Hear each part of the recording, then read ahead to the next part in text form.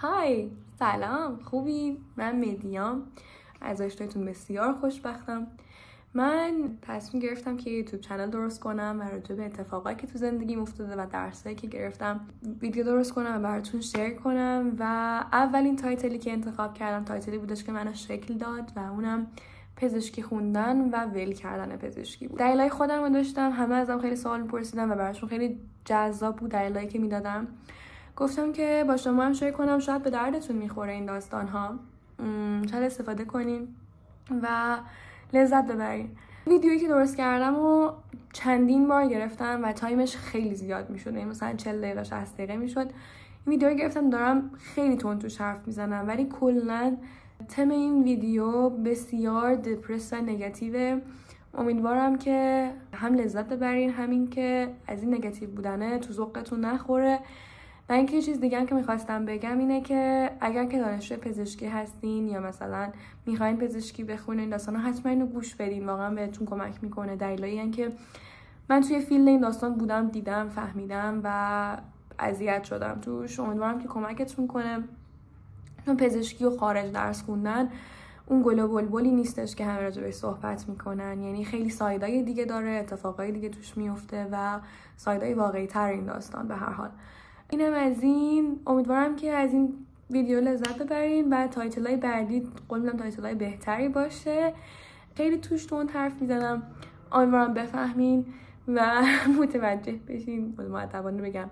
و اینکه همین دیگه مراقبت کنین و حال کنین باهاش، یه چای بیارین با هم دیگه بشین نگاه کنیم. آره اینم از اینو. اینم بهتون بگم یه معرفی کوتاه. من مدیام، 23 سالمه، راهنمای دبیرستانم و گرجستان خوندم. دانشگاه هم ایلیا استیت یونیورسیتی گرجستان درس خوندم.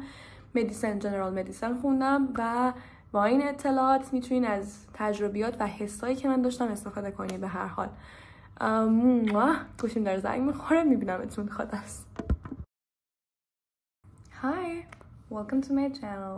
So I just wanted to make a video about 10 reasons why I quit medicine. خب من تصمیم گرفتم که یه چنل یوتیوب درست کنم و راجع به اتفاقا و تجربه‌ای که توی زندگیم کسب کردم صحبت کنم و چیزایی باشن که فیلینگی باشه، ریلیتبل باشه، خودم زندگیشون کرده باشم و به شما بگم. و برای تاپیک اول این داستان، تاپیک اول چنلم، تصمیم گرفتم که توگو بایده به اینجاست. برای تاپیک اول این چنلم میخواستم که راجع به بزرگترین اتفاقی تو زندگیم افتاد و من رو شکل داد صحبت کنم و اونم پزشکی خوندنم بود و رها کردن پزشکی و دلایلی که داشتم برای اینکه پزشکی رو ول کنم. سر همین داستان گفتم این ویدیو درست کنم و این ممکنه که این ویدیو خیلی برای خیلیاتون یوزفول باشه، استفاده کنین. برای کسایی که کاری دانشجوان میخوان برن پزشکی بخونن، وسطای راهن، آخرای راهن و میتونه کمکتون کنه. ببخشید من تازه از همون اومدم و موام خیسته. خب بریم سراغ دلیل اولی که من پزشکی رو ول کردم و اسمش رو تایتلش رو میذاریم lack of passion. واقعا پزشکی خوندن و هر میجری که شما میخواین انتخاب کنین بخونین، به نظر من باید چیزی باشه که توی روح و وجودتون باشه، حسش میکنین دیگه. به خاطر اینکه میجری که شما انتخاب میکنین برای خوندن چیزی که تا آخرین روزی که روی این کره زمین دارین کار میکنین بهش وابسته این. و اگر که 1% فکر میکنین اون کامل توی خون شما نیست، اون کامل برای شما نیست. این که میتونم بهتون بگم، من تایتلش رو میذارم Facing Burnout. واقعا به خاطر اینکه شما بکنید یه ماراتون رانری و داری یه جاده رو میری بدوی و هیچ آخری توی این جاده نیست. و پزشکی به نظر من اینطوری میاد. وقتی که من دانشجو بودم همیشه وقتی به تهش فکر میکردم میگفتم 6 سال اینور، 2 سال بعدش باید بخونم کار کنم، 3 تا 5 سال بعد تخصصم بخونم، بعد کی میرسم به درآمد، کی چیزی به دست میارم و این بی انتها بودن این جاده که توش بودم منو دیوونه داشت میکرد. و همکلاسیام میدیدم، هم سنامو میدیدم که توی سن من فارغ التحصیل شدن، دارن مستر میخونن، ازدواج کردن، زندگی دارن، بلا بلا بلا. این منو خیلی اذیت میکرد که اونا آلردی به نظر از من جلوتر میومدن و این برای من خیلی مشکل بزرگی بود. دلیل سومی که میخوام بهتون بگم دلیل منطقیه. دلیل سوم اسمشو میذاریم balance between work and life. واقعا وقتی که شما دانشجوی پزشکی هستین، از کار، زندگی، باشگاه، خودتون، آیندهتون، آرایشگاهتون، دوستاتون، فامیلتون، سگتون، از همه چیتون میافتین و رسما تبدیل میشین به یه آدم منزوی که هیچ زندگی و آینده‌ای نداره، هیچ زندگی نداره جز کتاب خوندن و غار اتاق درسش. و این خیلی باعث میشه که توی روحیتون تاثیر بذاره، شما رو آدم منزوی و افسرده‌ای کنه. مثلا خانواده من میگفتن من عصبی شدم، من اخلاقیات عصبی پیدا کرده بودم و اینا رو آدمایی که منو دیر به دیر میدیدن تفاوت رو احساس میکردن. پوستم زرد شده بود یا مثلا چاق شده بودم، چشام ضعیف شده، حتی اینقدر درس خوندم که حتی کج شدم یا فلان شدم. این داستانا به هر حال همه اینا تاثیر میذاره دیگه. و اینکه واقعا بالانس زندگیتو از دست میدی و هیچ چیزی جز اون درس برات نیست و این خب خیلی توی روحیت تاثیر میذاره و تو رو تبدیل میکنه به یک آدم دیگه و همه این داستانا. حالا خلاصه که اینم دلیل سوم بود. دلیل چهارمی که میتونم بهتون بگم lack of creativity. واقعا creativity چی میشده فارسی؟ خلاق. من بسیار به خودم که نگاه کنین، من بسیار آدم خلاقیم و توی پزشکی شما هیچ خلاقیتی ندارید. شما یه سری کتابی رو میخونین که 400 سال پیش نوشته شدن و این کتابا رو به شما میدن و خب مثلا بهتون میگن که برای هایپرتنشن این دارو رو میخوری، برای بلاد پرشر این دارو رو میخوری، برای نمیدونم فلان اینه. بقیه رو از این طریق میزنی و هیچ خلاقیتی شما نداری. یعنی همه این کارها رو AI یا گوگل بهتر از شما میتونه انجام بده. چه بسا که در آینده همه چی به این سمت میره و به شما اصلا دیگه نیازی نیست یا به من دیگه نیازی نیست. و این منو خیلی چیز میکرد که بعد من از مموریم دارم استفاده میکنم، پس من این آدم خلاقی که هستم، این آدم خوشحالی که هستم، خب چی میشه؟ اینم خیلی برام مهم بود، از دست دادن این داستان و اینکه ببینی فقط داری یه سری کتاب مال 400 سال پیشو حفظ میکنی. خب خیلی اذیت کننده بود. برمیگردیم سراغ دلیل ششم و دلیل ششم میذاریم مسئولیت پذیری خیلی بالای پزشکی. و شما با یه دکتر با یه جون یک آدم بازی میکنی و با این جون آدم بازی کردن برای من خیلی استرس‌زا بود. من بعد مراقب یه کسی که شاید پدر کسی، مادر کسی، عشق کسی باشم و این مسئولیت داشته. من ترجیح میدم شغلی داشته باشم که منو توی ریسک بذاره تا جون یه آدم دیگر و اونم جون یه آدم. مثلا تو ممکنه یه آدمو فلج کنی، تو ممکنه یه آدمو بزنی داغون کنی یا مثلا اشتباهات غیر ممکن پذیر که حتی چه بسا این طور هم وارد ریسک میکنه. ممکنه مدرک تو با یک اشتباه کوچیک ممکنه از بین بره. چیزایی دیدم، مثلا کیسایی میدیدم و میشنم از استادام که مثلا طرف سرجن بوده، فلان بوده، توی اتاق مثلا اپریشن به خاطر یک اشتباه کوچیک تمام مدرکش رو از دست داده و دیگه نمیتونه کار کنه. خب واقعا چه فایده؟ دلیل ششم بودیم؟ پنجم بودیم. دلیل پنجم من اسمشو میذارم، باز برمیگرده به شخصیت خودم و اونم اینه که شما وقتی که پزشکی میکنین، اگر شخصیتی دارین که دوست دارین سفر کنین یا مثلا اینا، پزشکی برای شما نیست. به خاطر اینکه شما وقتی از یک کشوری فارغ التحصیل میشین یا باید تو همون کشور کار کنین یا برای اینکه توی کشور دیگه کار کنین باید امتحاناشو بدین، داکیومنت ببرین بیارین، فلان کنین. اگه مثلا دانشجوی خارج از اون کشورین، برگردین کشور خودتون، که مثلا به کشور خودم برگشتم من آپشن نبود برگردم ایران کار کنم. برای همین داستان اون توانایی سفر کردن، توانایی اون فریدم رو از من میگرفت و اینکه من همیشه باید فکر می‌کردم که تا آخر عمرم باید توی کشور بمونم، من دیوونه می‌کرد. اینم یه دلیل دیگه بود. دلیل ششم رو الان بهتون میگم، بالاخره این ششم بود. دلیل هفتم میذاری